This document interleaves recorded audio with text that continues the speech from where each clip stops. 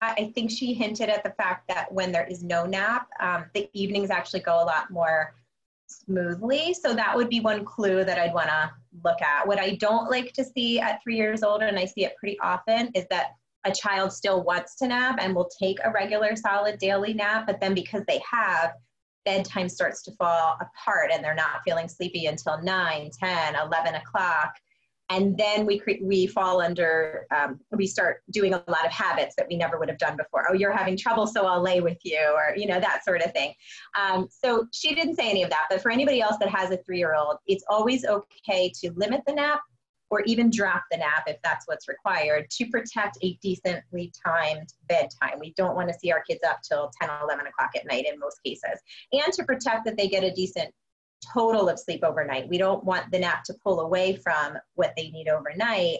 Now their night's really short, and then the next day they need a really long nap to make up for that. And it just goes on and on and on and on. So I see that often, and I'd have all families be on the lookout for that. But in the case of this question, it doesn't sound like they're quite ready to drop it altogether. They still need it occasionally. So you either have to go the route of, so long as it is not impacting bedtime and the overnight total, we're going to allow them to take it occasionally and just let them kind of lead the way. They'll reach a point where eventually it's so occasional that it's really not happening at all. And in the case of twins, they don't always reach that point at the same time, unfortunately.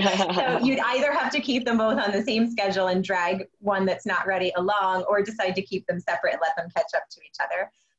So you could go the route of let them lead, hang on to occasional naps a little bit longer, or you could, you know, for selfish reasons, convenient reasons, and I don't think that it's selfish, I'm just using, I think she used that word.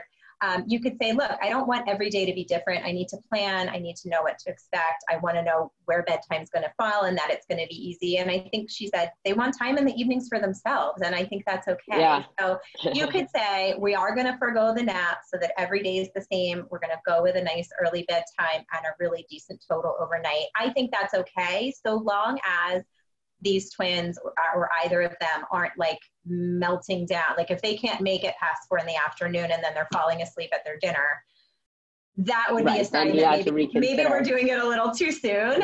But if they can make it, basically the way that I test things out is which one goes better for you. And it sounds like in this case, it goes better for everybody to skip the nap and do the early bedtime. I would also just throw in that when your child does stop napping, either because you drop it or they drop it, their overnight total usually needs to go up by about 30 to 60 minutes, which often they're usually not going to sleep later the next morning. And we know kids don't do that. So they're not going to be like, oh, I need extra sleep, I'll sleep in. So it's kind of on us to do what I think this mom is already hip to just shift bedtime up about 30 to 60 minutes so that we can tack on that little extra bit that they need at the beginning of the night, because they're probably not going to tack it onto the morning. Okay. When parents don't do that, they did that, then a couple weeks later, everything's out of control. We didn't tack on the extra, and now they're not napping and they're not getting enough at night, and it kind of spirals.